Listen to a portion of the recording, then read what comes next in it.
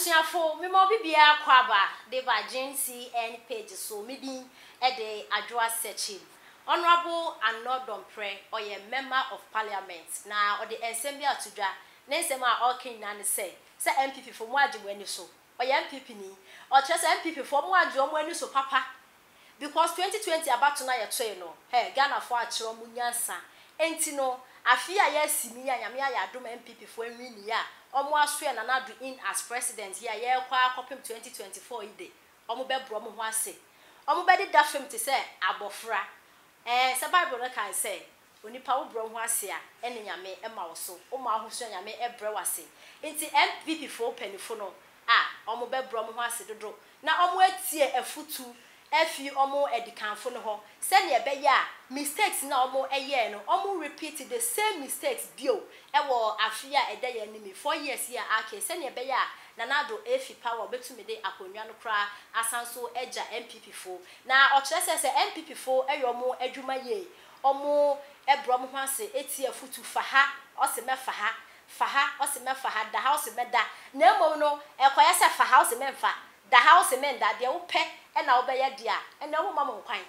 na afia MPP fo mo ani brabre no enti no ene na honorable Domp e kire se omo de ahobrase brebro e na ebu eye oman 4 years ya aka da ya nimi enti no omo de ahobrase afeso omo beti afutu afiomo empenifo because MPP fo mo adi omo ani so 2020 about to year 2 ya omo adi omo ani so omo akasa omo ati omo kaka enka enti no omo for mo life omo abrabo ento chacha bio omo be make sure they would try their best say 4 years ya aka omo beti afutu no omo abro mo ho asese ne be ya 2024 MPP for besan so and maintain seat ni bi wana so mbetumi e de ahye obi a ofi MPP na wa be president e wo Ghana ha na yentie ensema honorable e de etudwa there idea between of course is a very important matter idea between inje no be bre ni ehwe ho I betime e be hwe se entomara no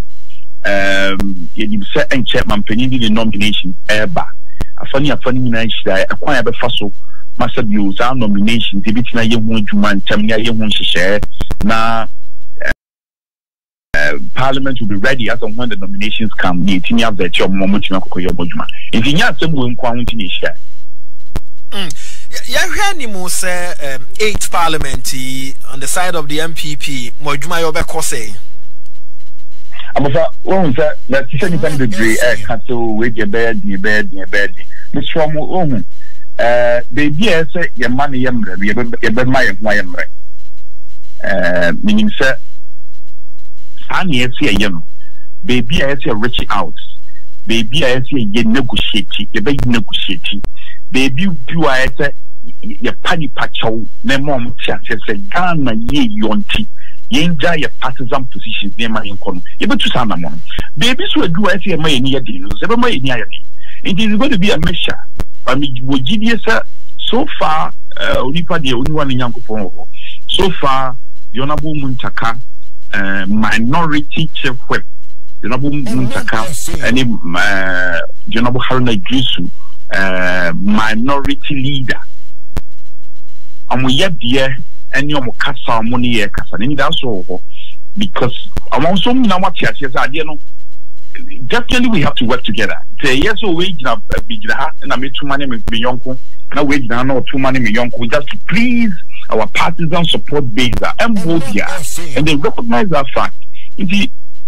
in Shemudia, I reach out to me minority chief whip and in Komoye Dean said, oh my card said in never yet mabo. Indeed, I'm from a body tougher, they make a show and said, baby, BSC about my nya dino, even my nya day. And the baby so I the bro. Now you appeal, reach out and talk to people and convince people. You don't make sure say but the idea about question in crime is that now me she more ekushia speak I mean we blow man pa me tie no pa even before I entered parliament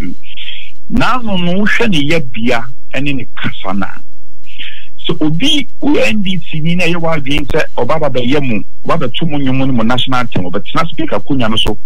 na obaba tumu nyum or to base mo national team dia and then they have to revise their notes because o catch say utie the first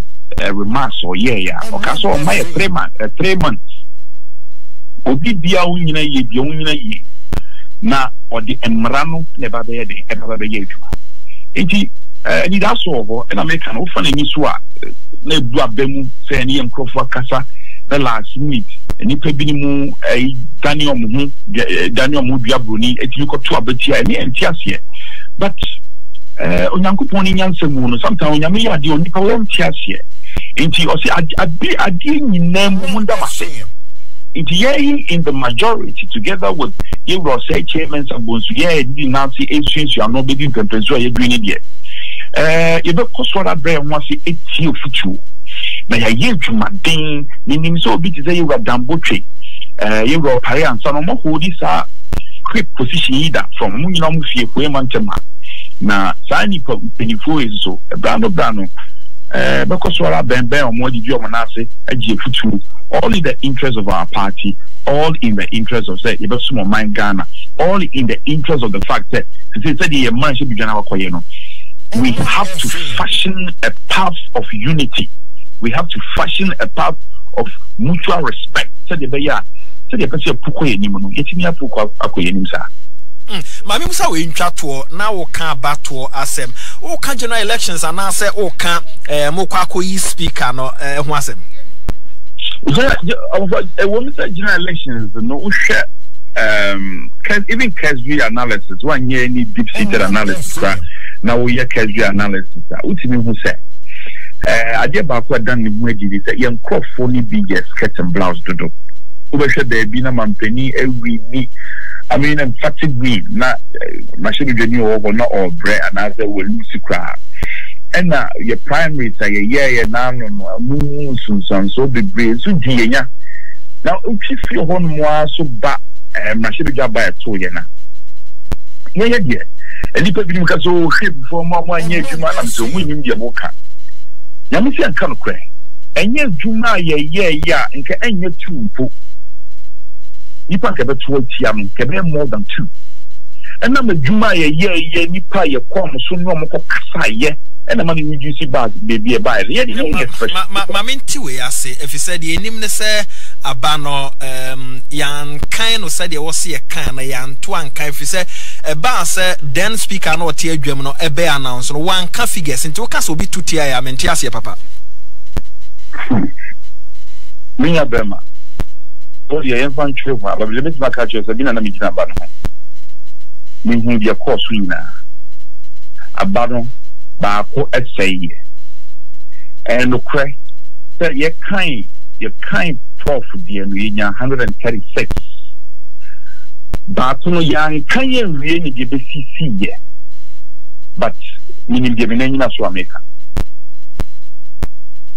Man can we and at the BCC was he say that brand new be there a tuni for crowbar team to baby out na ya wonum so a fey no ora and Rashabedrum has say first time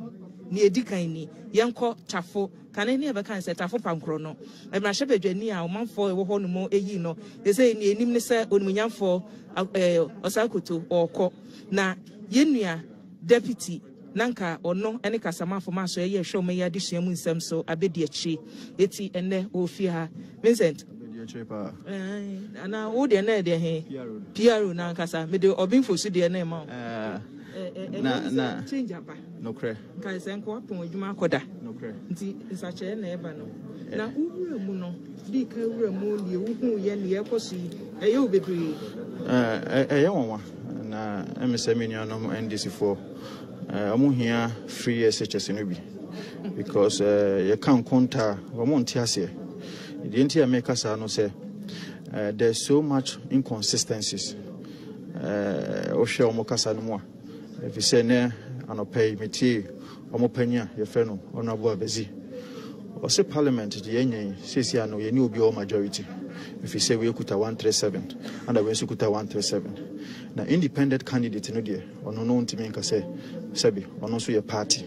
and until no biabo be at meeting a baby. And then you may take us an answer, so you almost got a majority side because they feel so many kuta the majority number. And Contano, make cabo moi, Metiasia, ye. If you say,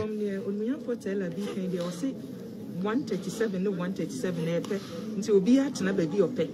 Minioba obi atena ba bi ope Minioba unim say just a bo dumie no ansana the last parliament no yakase ye dissolve kra unim sa sisi abose I have a time no about 10:31 aka 1 hour 30 minutes ansana Parliament, 7th Parliament of the 4th Republic, they dissolve it. And so far as that Parliament has not been officially dissolved, the position, Omakotinano, Omuni Quainso Motinaho.